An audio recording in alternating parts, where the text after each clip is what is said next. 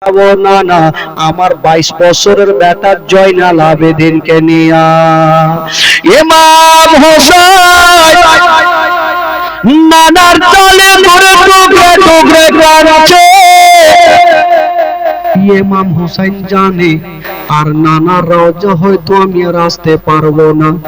কানতে কানতে বন্ধুরা সকাল যখন হইল মা ফাতেমার কবরটা জিয়ারত করলো।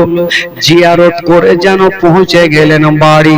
আহালিয়াদেরকে বলছেন, আহালিয়ারা তোমরা তো সবাই সামানপত্র বেঁধেছো, এবার তোমরা যাওয়ার জন্য রেডি হয়ে যাও। সবাই রেডি হয়ে গেছে, কিন্তু এখানে একটা কথা, সবাই যাওয়ার জন্য রেডি হয়ে গেছে। জয়নাল আবেদিন রেডি, বাবা গো সাকিনা রেডি হয়ে গেছে, আলী আসগার রেডি হয়ে গেছে, বাবা গো আবুল কাসিম রেডি হয়ে গেছে, শহর বানু রেডি হয়ে গেছে। কিন্তু এখন পর্যন্ত ইমাম হুসাইনের একটা বেটি, যার নাম কেতাবে লিখছেন সুগুরা খাতুন, 11 বছরের বেটি, উনি জ্বরে জ্বালাতে বিছানাতে পড়ে আছে। আর সবারই দিকে দেখছে আর ভাবছেন, আল্লাহ জানি না আমার আব্বা আমার ভাইকে ডাকছে, আমার বহিনকে ডাকছে, আমার মাকে ডাকছে, আমার আব্বা আমাকে কেন ডাকে না। ওই সুগুরা খাতুন বিছানাতে পড়ে পড়ে কাঁদছে, আমার আব্বা সবাইকে ডাকছে কিন্তু আমাকে কেন ডাকে না। সুগুরা খাতুন উঠে গেল, বিছানা থেকে উঠতে পারে না মা। ওই সুগুরা খাতুনের জীবনী আপনারা শুনেছেন, আজকে শুনেলেন মা। সুগুরা খাতুন বিছানা থেকে উঠতে পারে না, গায়ে এত জ্বর লেগে আছে, তবুও কাঁপতে কাঁপতে উঠে বাবার হাতখানা ধরেছেন। আব্বা, আব্বা গো আপনি কোথায় যাবেন আব্বা? ইমাম হুসাইন কানতে কানতে বেটিকে বুকখানে লাগাইয়া বলছে, মা রে আমরা রে মদিনাতে থাকবো না মা, মক্কা যাব। তবে আব্বা গো আপনি তো সবাইকে ডাকছেন আব্বা, কিন্তু আমাকে কেন ডাকেন না? আমি কি যেতে আপনাদের সাথে পারবো না? ইমাম হুসাইন বেটিকে বুকে নিয়ে বলছে, মা তোমার গায়ে এত জ্বর লেগে আছে মা, এই অবস্থায় এত দূরের রাস্তা তোমাকে নিয়ে যাওয়া যাবে না। সুগুরা খাতুন কাঁদছে, জ্বরে জ্বালাতে কাঁপছে। 11 বছরের, বলুন তার বুদ্ধি জ্ঞান কতটা হবে? বাপের হাতখানা ধরে কাঁদছে, বলছে আব্বা গো আমাকে নিয়ে চলেন, আব্বা আমিও মা ছাড়া থাকতে পারবো না। ইমাম হোসেন বলেছিল, বেটি রে তোমাকে নিয়ে যাব না, তোমাকে নিয়ে যাওয়া যাবে না। সুগুরা খাতুন কাঁদতে কাঁদতে বলেছিলেন, আব্বা আব্বা একটা কথা বলবো আব্বা, আপনি আমাকে নিয়ে যাবেন না সেটা বুঝলাম, কিন্তু আব্বা আমার মাকে একটু আমার কাছে রেখে যান। আরে বেটি তোর মাকে তুই কি করবি? বলছেন, আব্বা গো আমার গায়ে এতটা জ্বর লেগে আছে, আমার মা যদি আমার কাছে থাকে তবে একটু কাপড় ভিজিয়ে দিয়ে আমার কপালে লাগাবে, আমার জ্বর ভালো হবে। আব্বা গো আমার মাকে নিয়ে যেন না। ইমাম হোসেন বলেছিল, বেটি রে তোর মাকে নিয়ে গেলাম আর আমার মা ফাতেমার কবরখানা রেখে গেলাম। আব্বা যখন মাকে রেখে যাবেন না, আমার ভাই আলী আসগারকে রেখে যান। বেটি আলী আসগারকে কি করবি? বলছেন, আব্বা মদিনাতে ভালো লাগবে না, তখন আমার ভাই আলী আসগারকে কোলে করে নিয়ে একটু মদিনার গলিটা ঘুরবো, সময়টা পার হবে। বলছে, বেটি রে তোমার ভাইকে নিয়ে গেলাম আর আমার ভাই মুহসিনের কবরখানা রেখে গেলাম।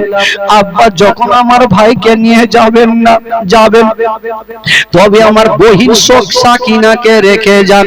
সাকিনাকে কি করবি? বলছেন, আব্বা গো আমার বহিন যদি থাকে আমরা দোনো বহিন গল্প করে টাইম পার হবে।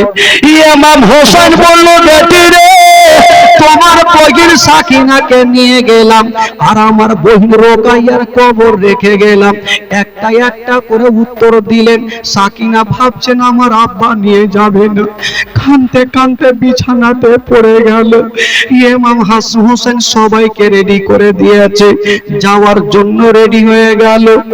বাবা গো, সুগরা খাতুন জোরে চালাতে কাঁপছে বিছানায়, আমার আব্বা আমাকে নিয়ে গেল না।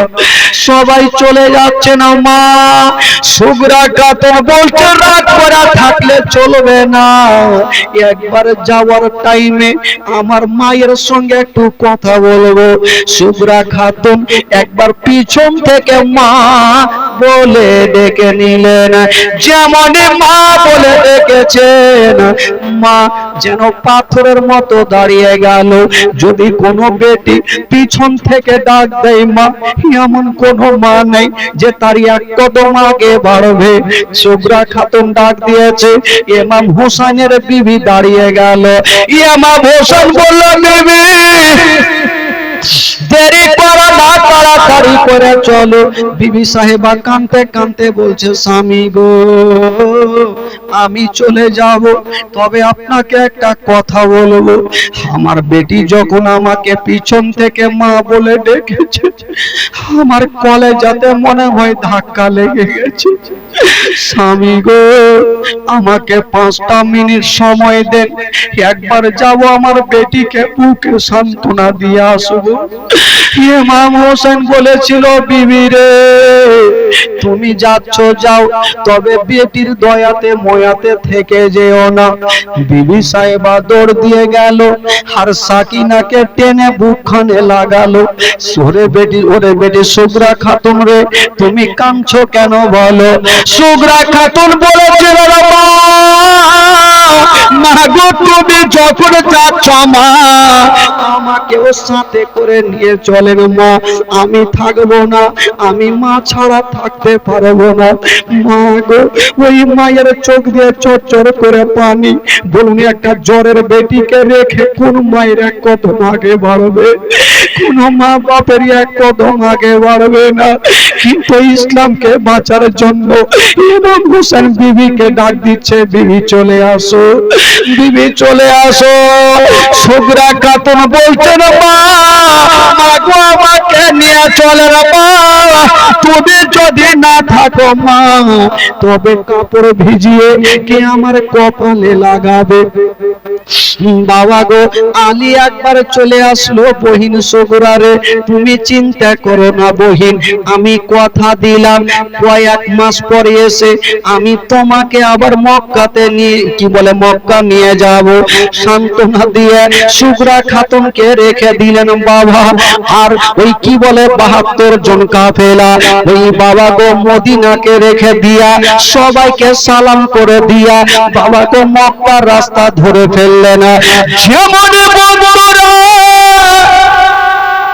ওই মক্কা যাওয়া বাবা গো, যেমনই ইমাম হোসেন মক্কা নগর পৌঁছে গেল, ওই মক্কা নগরে আমার নবীর ভক্ত অনেকজন ছিল, এসে সবাই স্বাগতম জানালো। ইমাম হোসেনকে পেয়ে তারা অত্যন্ত খুশি হয়ে গেল। আরে যে গবে জান্নাতি নওজওয়ানদের সরদার ওই ইমাম হোসেনকে যদি কেউ রাজি করে না তবে জান্নাত গ্যারান্টি হবে। আল্লাহ সুবহানাল্লাহ, আরো জোরে বলুন সুবহানাল্লাহ। বাবা গো, ইমাম হুসাইন 72 জন কাফেলাকে নিয়ে কোথায় গেল? জোরে বলুন, কোথায় গেল? মক্কা নগর। এই যে মক্কা নগর পৌঁছে গেল, এই খবরটা কুফা শহরে পৌঁছে গেল। আপনারা জানেন কুফার মানুষেরা গাদ্দার, বেওয়াফা। ওই কুফার মানুষেরা আলোচনা করছে, হাগো আমরা শুনেছি ইমাম হোসেন আজকে মক্কাতে এসেছে, যদি ইমাম হোসেন আমাদের কুফাতে আসতো তবে আমাদের নসিবটা চমকে যেত। কুফার মানুষেরা দেখুন গাদ্দার, কি অফা বেওফা, তারা কি বলছে। এক কাজ করো, তাহলে চিঠি লেখো। ইমাম হোসেনকে এখান করে 150 খানা চিঠি লিখেছেন। কখানা? জোরে বলুন, কয়খানা? এই জন্য তো কবি লিখেছেন বাবা, 150 খানা চিঠি দিয়া কোফায়টাকে ধোকা দিয়া 150 খানা চিঠি দিয়া কোফাটাকে ধোকা দিয়া আবার তারা শহীদ করে জিদের চরণ ইমাম হোসেন শহীদ হলো নানার উম্মতের কারণ ইমাম হোসেন শহীদ হলো নানার উম্মতের কারণ 150 খানা চিঠি দিয়া কোফাটাকে ধোকা দিয়া 150 খানা চিঠি দিয়া কোফাটাকে ধোকা দিয়া আবার তারা শহীদ করে তো জিদের চরণ ইমাম হোসেন শহীদ হলো নানার উম্মতের কারণ ইমাম হোসেন শহীদ হলো নানার উম্মতের কারণ। সুবহানাল্লাহ সুবহানাল্লাহ। একবার গোটা মাজমা হাত তুলে বলুন তো সুবহানাল্লাহ সুবহানাল্লাহ। যারা নবীকে ভালোবাসে একটু হাত তুলে বলুন ইয়া রাসূলুল্লাহ ইয়া রাসূলুল্লাহ। আপনাদের ঘুম লাগছে নাকি? ঘুম লাগছে?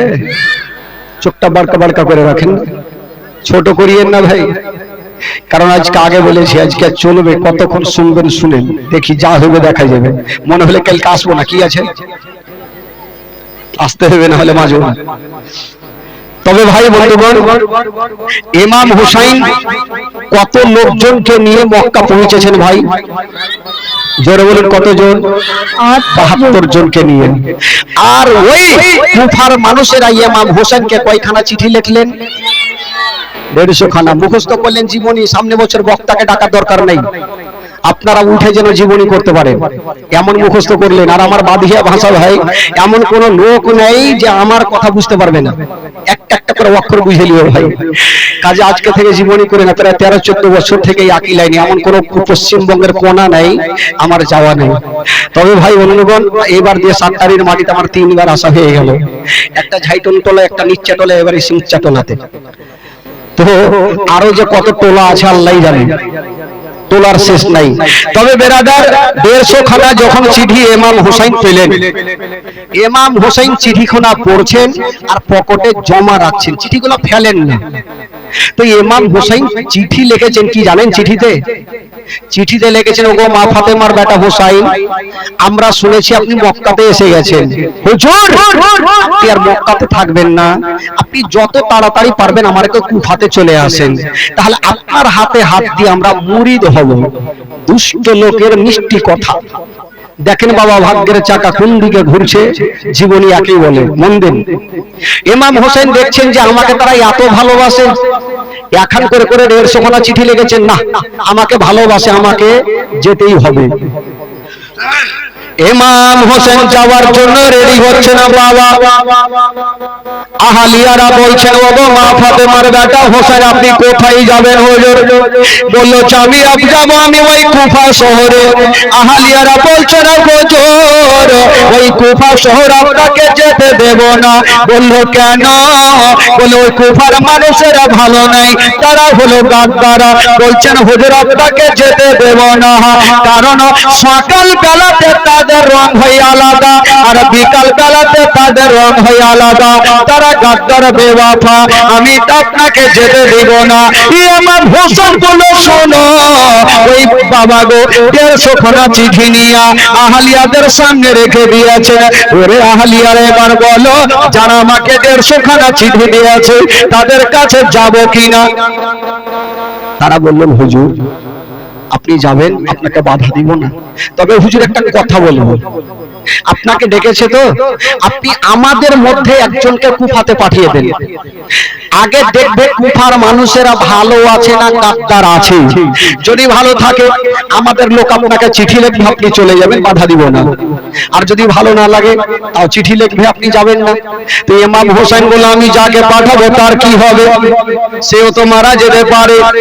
লোকজন বলছেন আমাদের মধ্যে কেউ গিয়ে যদি শহীদ হয়ে যায় তবে দুনিয়া কাঁদবে না, আর আপনি গিয়ে যদি শহীদ হয়ে যান তবে দুনিয়ার চোখের পানি বন্ধ হবে না। সুবহানাল্লাহ, সুবহানাল্লাহ। হুজুর আমাদের মধ্যে কেউ গিয়ে যদি শহীদ হয়ে যায় তবে দুনিয়া কাঁদবে না হুজুর, আর আপনি গিয়ে যদি শহীদ হয়ে যান তবে দুনিয়ার চোখের পানি পড়বে না। ইমাম হোসেন বলল তাহলে কাকে পাঠাবো? কাকে পাঠাবো বলতে নাই, একজন দাঁড়িয়ে গেল, ইমাম হোসেনের চাচাতো ভাই, যার নাম কেতাবে লিখছেন ইমামে মুসলিম। ইমামে মুসলিম বলেছিলেন হুজুর আপনি চিন্তা করবেন না, আপনি আমাকে বিদায় দেন। ইমাম হোসেন বলল ভাই মুসলিম দেরি করো না, তাহলে তুমি যাবার জন্য রেডি হয়ে যাও। ইমামে মুসলিম বলছেন হুজুর আমি যাব, তবে হুজুর জানি না ঘুরে আসবো কি আসবো না, তবে যাওয়ার আগে হুজুর ফজরের নামাজটা আপনার পিছনে আদায় করে আমি চলে যাব। দেখেন ভাই ইমাম হোসেন যাওয়ার জন্য রেডি হচ্ছেন বাবা, যেমনই রেডি হচ্ছেন বন্ধুরা ইমামে মুসলিম যাওয়ার জন্য রেডি হয়ে গেছে বাবা ফজরের নামাজ পড়ে। কিন্তু কেতাবে লিখছেন ইমামে মুসলিমের দুটা বেটা, যার নাম হলো মোহাম্মদ আর ইব্রাহিম। কি নাম বললাম? জীবনীর মধ্যে আপনি দেখবেন এই দুটা বাচ্চা এত কষ্ট হয়েছিল ভাই।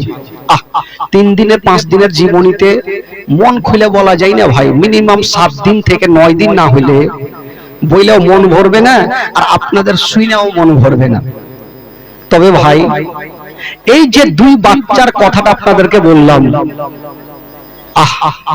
সুবহানাল্লাহ, তাদের জীবনটা কেমন পার হয়েছিল শুনেন, জীবনের মধ্যে বুঝতে পারবেন ভাই। তবে একটু আপনাদের মনটা চাঙ্গা করে দিই, কারণ মন যদি ঝাম থাকে তাহলে জীবনী ভুল ভাল শুনবেন, যদি ঘুম লাগে জীবনী বুঝতে পারবেন না। মাওলানা বলবে সুদ খাওয়া হারাম, তো ভাববেন দুধ খাওয়া হারাম। হ্যাঁ, সকালে গরুকে বিক্রি করবেন, বক্তার গলা ধরবেন, কোনটা লেখা আছে দুধ খাওয়া হারাম বলে দেন, ভাই দেখাইতে পারবো না। এই জন্য একটু মনটা খুলে শুনেন, কানটা খুলে শুনেন, যাতে বুঝতে পারেন। আর আমার স্টেজে এমন কোনো লোক নাই যে তাকে ঘুমাইতে দিব। চলুন একটু তাহলে একটু মনটা আপনাদের খুলে দিই, আমার সাথে সাথে একটু গোটা মাজমা জোরে সোরে পড়তে হবে ভাই। মন খুলে পড়ুন, উর্দু গজল সবাই বুঝতে পারবেন। একবার মহব্বতে বলুন সুবহানাল্লাহ, সুবহানাল্লাহ, সুবহানাল্লাহ। গোটা মাজমা বলুন সুবহানাল্লাহ। সুবহানাল্লাহ। तुम भी करते उनका चर्चा, अपने दिल चमका हो, ऊंची में ऊंचा नबी का झंडा, अजमत वाला नबी का झंडा, हिफवत वाला नबी का झंडा, घर घर में लहरा वो पुकारो या रसूल अल्लाह या हबीब अल्लाह। यार घा बाजले फिर यारा कहे ना वो तो कोई আমি কেন কহব, ওরকম করিয়েন না ভাই। পড়েন, যদি বলাতে গুনাহ হয় আমাকে দেন, ওই যে মারুতি আছে ভরে নিয়ে চলে যাব। আর নেকি যদি হয় আপনার আত্মনিকারকে বাটকে লেখা। হ্যাঁ, সোজা কথা, সবাই পড়েন ভাই, ঈমান তাজা হবে। জোরে সোরে পড়ুন। तुम भी करते उनका चर्चा, अपने दिल चमका हो, ऊंची में ऊंचा नबी का झंडा, अजमत वाला रिफवत वाला नबी का झंडा, सबसे आला नबी का झंडा, सबसे पाला नबी का झंडा, घर घर में लहरा वो पुकारो या रसूल, पुकारो या रसूल,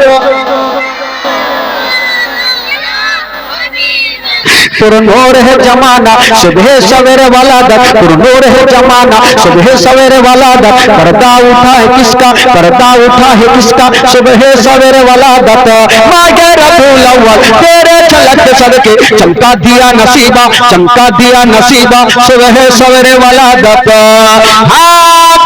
बेटा मस्जिद यकसा बर मकाम आमना, नसब पर चम हो गया है, नसब पर चम हो गया है, आहलो सहलन मरहबा, यो ही करते उनका चर्चा, अपन दिल चमकाओ, ऊंची में ऊंचा नबी का झंडा, सबसे आला नबी का झंडा, सबसे पाला नबी का झंडा, घर घर में लहराओ पुकारो या रसूल। सरकार की आमद,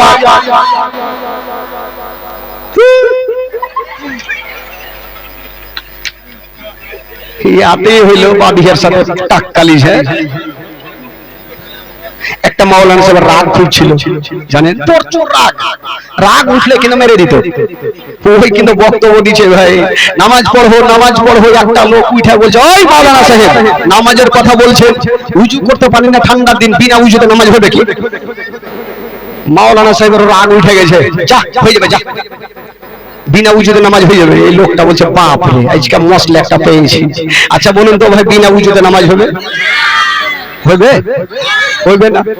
কিন্তু মাওলানা সাহেব ফের ডাকলো যে বাপরে ভুল ভাল মশলা ই ফের গোটা গ্রামকে রটিয়া না দেয়, ওকে ডাকলে শুন বিনা উজুতে নামাজ হবে না, তবে তাইয়ামুম করতে হবে, যদি পানি ধরাতে অসুবিধা হয় তাইয়ামুম করতে হবে। তাইয়ামুম বুঝলেন তো, এই যে ঢাল নিয়ে মাটি নিয়ে, ঢাল বুঝলেন, ঢাল কাকে বলছে, কি বলছে ঢাল কোনটাকে বলছে?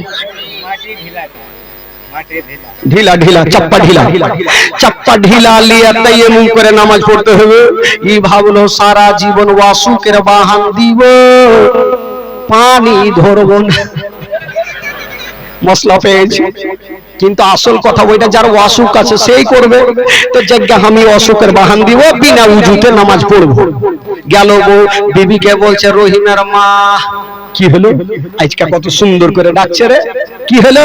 বলে বিবি এক কাজ করো তো, নতুন মশলা শিখে এসেছি, তুমি একটা সুন্দর ঢাল মানে ঢিলা নিয়ে আমার বিছানে রেখে দিও, সকাল বেলাতে সুন্দর করে তাইয়ামুম করে নামাজ পড়বো। বিবি গেছে মাঠে ঢাল খুঁজতে, পায়ে কাঁটা লেগেছে, রাগের মাথায় বলছে তারা তোর ঢাল দেখছি। বাড়ি গেল আর রান্না ঘরে ঢুকেছে, আর রুটি পাকা খোলা নিয়ে স্বামীর বিছানে রেখেছে। আচ্ছা খোলা বুঝলেন তো, খোলা কি বলছে আপনাদের ভাষায়? ছাপড়ি, খাপড়ি, খাপড়ি বাপের কালে শুনিনি খাপড়ি। তো খাপড়ি সুন্দর করে উল্টা করে রেখে দিয়েছে। এবারে মোটা বুদ্ধে শুইতে আছে। সকাল যখন হইল, ফজরের আজান হইল, ই ভাবলো দেখি বিবি কোনো ঢাল রেখেছে কিনা। এই করতে করতে করতে করতে করতে করতে খোলাতে হাত পড়ে গেছে খাপড়িতে। তো খাপড়ির পিছনে কালি লাগা থাকে, তো একটু নরম থাকে। ও ভাবছে বিবির দিলে কত ময়া, এত সুন্দর ঢাল রেখেছে, লিছে আর লাগাইছে, লিছে আর লাগাইছে, লাগিয়ে লাগিয়ে কালুয়া ভূত হয়ে গেছে। আর ওই অবস্থায় নামাজ পড়তে গেছে। নামাজি গুলা ভাবছে এই কার হাড়ি চুরি করেছে, দুই চার সাহার লাগিয়েছে, এই কার হাড়ি চুরি করেছে। এই ভাবছেন নতুন নামাজি হইলে হয়তো মাইর খাইতে হয়। বাড়ি গেল আর বিবি দুই চার সাহার।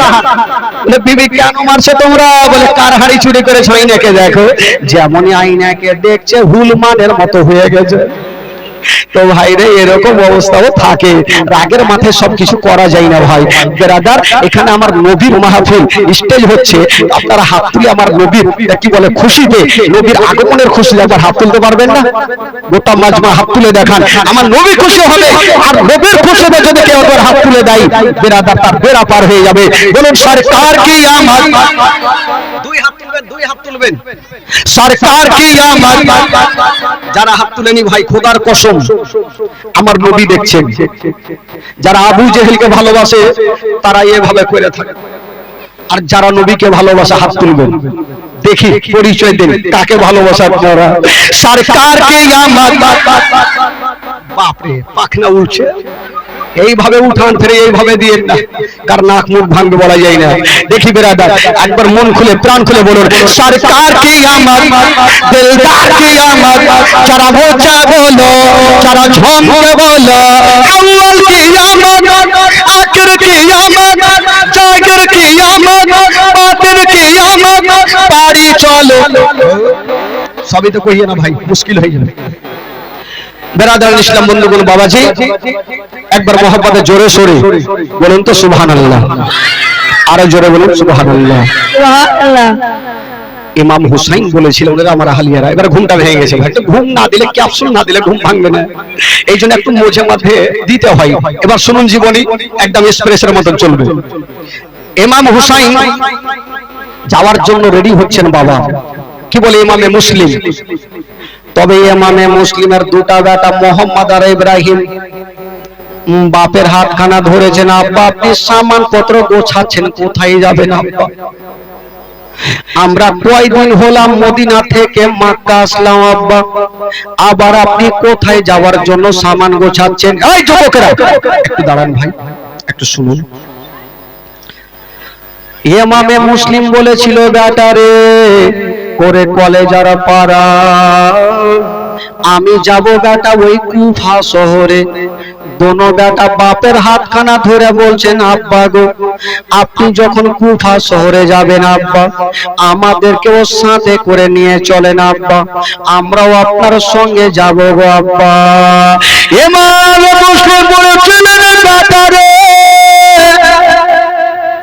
জানি না কুফার মানুষেরা কেমন ভেটা তোমাদের আমি নিয়ে গিয়ে বিপদে পড়ব না ওরে লাডলা দুলারা তোমরা যেও না আমি যাব ওই কুফা শহরে দুনো বেটা বাপের হাত ধরে বলছেন আব্বা গো কপালে যেটা লেখা আছে সেটা হবে আব্বা আব্বা আপনি আমাদেরকে নিয়ে চলেন আব্বা ইমাম মুসলিম বলেছিলেন বেটা তোমরা যতই বলো না কেন আমি তোমাদের নিয়ে যাব না বেটা দোনো ছেলে বলেছিলেন আব্বা গো আমরা বাচ্চা কালে নিজের মাকে হারিয়েছি আর আপনি যদি চলে যান আব্বা আমাদেরকে দোকানে জড়িয়ে ধরবে গো আব্বা আমরা কার বুকে লাগবো গো আব্বা বাবা গো 5-6 বছরের ছেলে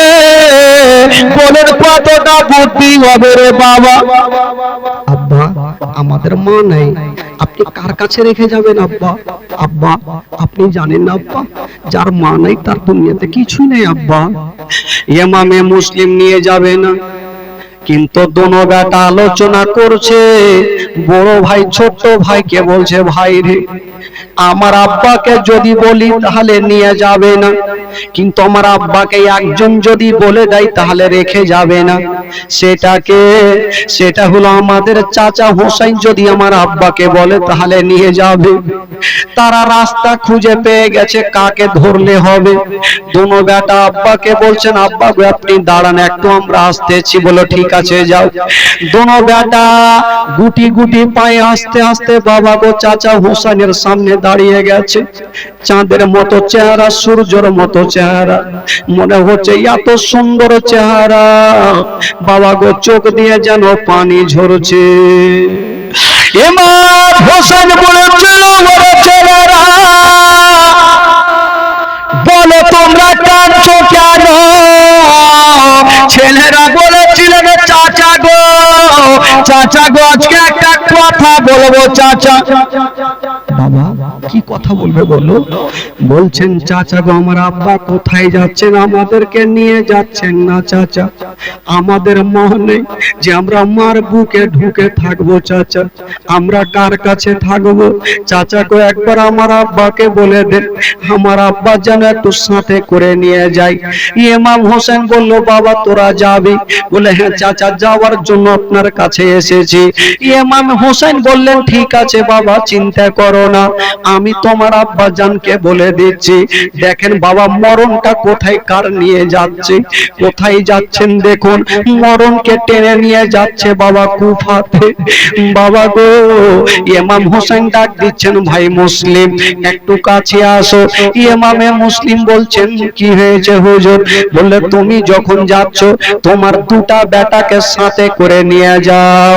ইমামে মুসলিম বলেছেন হুজুর আপনি ভালো করে জানেন ওই কুফার মানুষেরা গাদ্দার বেওয়াফা।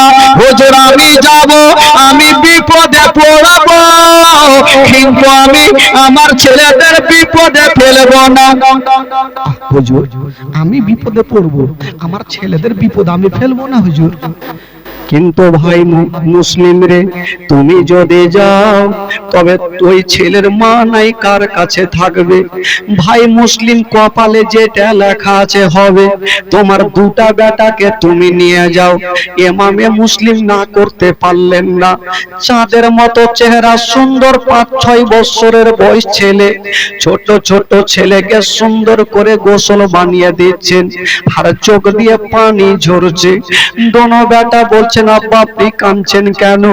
বলছে বেটার আজকে তোমাদের গোসল বানিয়ে দিচ্ছি বেটা, মনে হয় আর কখনো গোসল দিতে পাবো না। দোনো বেটাকে গোসল দিয়া বাবা গো সুন্দর সুন্দর পোশাক পরাইয়া যেন বাবা দুলদুলে চাপিয়ে নিল। যেমন দুলদুলে চাপিয়ে নিয়েছে ইমামে মুসলিম সবাইকে ক্ষমা করে দিয়া, সবার কাছে ক্ষমা চেয়ে দিয়া, দুটা কলেজের পড়াকে নিয়ে বাবা গো কুফার রাস্তা ধরে নিয়েছেন। যেমনই বাবা কুফায় পৌঁছে গেল, কুফার মানুষেরা বুঝে গেছে যে ইমাম হুসাইন আসেনি, ওনার চাচাতো ভাই মুসলিম এসেছে, ওইটা ও নবী বংশের ছেলে। চলো ইমামে মুসলিমকে সবাই ধরে আমরা স্বাগতম জানাবো, সালাম জানাবো। বাবা গো সবাই চলে আসলো, ইমামে মুসলিমকে গোল করে ঘিরে নিয়েছে, সালাম জানিয়ে দিল। আর কয়েকটা লোক গিয়া যে দুটা বাচ্চা বাপের সঙ্গে ছিল কত সুন্দর করে চুমা খেয়ে যেন নিচে নামালো, কত সুন্দর করে চুমা খেয়ে আজকে তারা নামালো। আর যারা আজকে চুমা খেলে গো ওই লোকগুলাই একদিন ওই দুই বাচ্চার গলাতে ছোরা চালাবে। যে দুই বাচ্চাকে আজকে আদর করে চুমা খেয়ে কোল থেকে কি বলে কোলে নিল, ওই লোকগুলা দুটা বাচ্চার গলাতে ছোরা চালাবে। বাবা গো চুমা খাচ্ছে। ইমামে মুসলিম মনে মনে বলছেন আল্লাহ কুফার মানুষের আগে খারাপ ছিল, এখন তারা খারাপ নয়। আমার দুটা বেটাকে চুমা খাচ্ছে, আমার দুটা বেটাকে ভালোবাসে। অতটা বুঝতে পারলেন না। বাবা গো আসরের নামাজ পড়ার পরে ইমামে মুসলিম নামাজ পড়ালেন। বাবা গো ভাই কি বলে সঙ্গে সঙ্গে 12,000 লোক ইমামে মুসলিমের হাতে হাত দিয়ে মুরিদ হয়ে গেল। ইমামে মুসলিমের সন্ধটা মিটে গেল। ইমামে মুসলিম ভাবলো একই টাইমে 12,000 মানুষ যদি আমার হাতে হাত দিয়ে মুরিদ হয়, আমার ভাই হোসেন যদি আসে তবে কতটা মুরিদ হবে। বাবা গো সঙ্গে সঙ্গে একখানা চিঠি লিখে দিল ইমাম হোসেনকে, ও গো মা ফাতেমার বেটা হোসেন, কুফার মানুষের এখন ভালো হয়ে গেছে, তারা গাদ্দার নাই, বেওয়াফা নাই, আপনি তাড়াতাড়ি করে চলে আসুন। যেমনই বাবা গো ওই চিঠি কাটা ছাড়তে নাই, বাবা বিপদ এসে গেল। চিঠি ছাড়তে নেই, বিপদ শুরু হয়ে গেল। একটা লোক ইয়াজিদকে গিয়ে বলছেন, ওগো ইয়াজিদ, তুমি কিছু শুনেছো? বলে কি? বলে কুফা শহরে দুটা নারা চলে। কোন নারা? একটা চলে হোসাইন জিন্দাবাদ, আর একটা চলে ইয়াজিদ মুর্দাবাদ। ইয়াজিদের মিজাজ খারাপ, কারণ আমারই তো একটা লোককে আমি রেখেছি, নওমান বিন বাশির। বলে হুজুর, উনি আপনার সুদ খায় আর হোসাইনের গুণ গায়। আপনি যদি কুফাকে দখল করতে চান তাহলে একটা হাড্ডা গাড্ডা লোককে পাঠিয়ে দেন আর কুফার মানুষেরকে ধমকান, তাহলে তারা আপনার হাতে হাত দিয়ে মুরিদ হবে, নচেত সবাই ইমাম হোসেনের হাতে হাত দিয়ে মুরিদ হবে। কাকে পাঠাবো? একটা লোককে ডাকা হইলো, যার নাম হচ্ছে ওবাইদুল্লাহ ইবনে জিয়াদ। আপনারা শুনেছেন জীবনীতে, ওবাইদুল্লাহ ইবনে জিয়াদকে ডাকলো, ও ওবাইদুল্লাহ ইবনে জিয়াদ, তুমি দেরি করো না, তাড়াতাড়ি কুফাটাকে তুমি সামলাও।